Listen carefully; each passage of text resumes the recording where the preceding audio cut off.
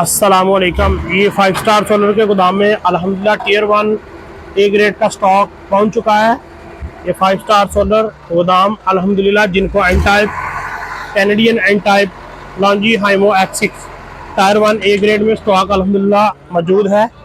ये 5 star solar गोदाम ये हमारे पास अल्हम्दुलिल्लाह स्टॉक अवेलेबल है।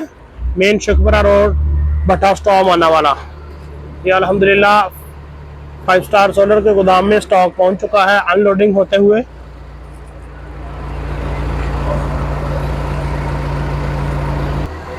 Tyre 1 A grade stock available.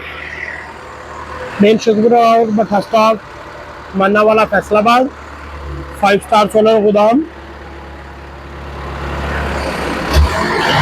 ये स्टॉक अनलोडिंग होते हुए।